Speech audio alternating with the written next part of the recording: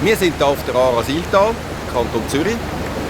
Wir sind ein Zweckverband und nehmen das Wasser von 3 Gemeinden nehmen und haben ungefähr eine Kapazität von 33'000 Einwohnern. Wir sind im Moment an der Kapazitätsgrenze angelangt und so wie die Bautätigkeiten da sind, werden wir in den nächsten Jahren die Kapazitätsgrenze überschreiten und werden die Einleitbedingungen nicht mehr erfüllen können. Wir müssen ja Vorklärung haben und wir haben keinen Platz, um eine Vorklärung zu bauen und sind durch BAWAG und Huber Picotech sind wir auf eine Siebtrommel gestoßen, die unsere Vorklärung ersetzen würde.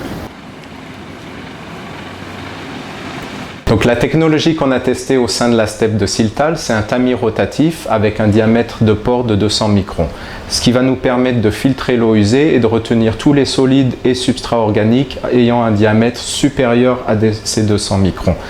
Un des avantages de ce type de technologie, ça va être d'avoir un système extrêmement compact, beaucoup plus compact qu'un décanteur primaire. Deuxième avantage, en termes de consommation énergétique, un système qui consomme moins d'énergie également que le décanteur primaire.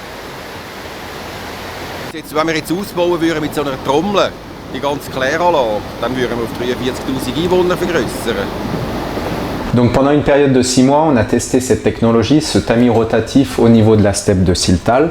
On a donc placé le tamis rotatif avant la biologie qu'on a utilisé du coup comme traitement primaire.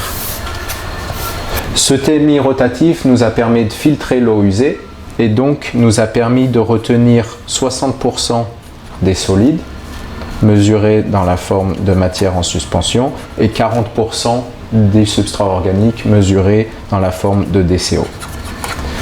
Tout ce substrat organique, tous ces solides qui ne sont pas injectés dans la biologie, ça va être des économies en termes d'aération au niveau du bassin aérobie.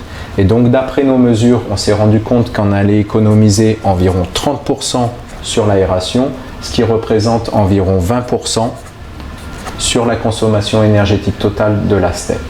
A l'inverse, tout ce substrat organique qui n'est pas injecté dans la biologie, on va pouvoir l'utiliser pour la digestion anaérobie.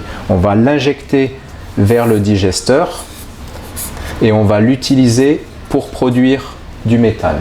Et d'après nos mesures, on s'est rendu compte qu'en déviant le flux de carbone vers le digesteur anaérobie directement, on allait pouvoir augmenter par 100%, on allait pouvoir doubler la production de méthane et donc la production d'énergie.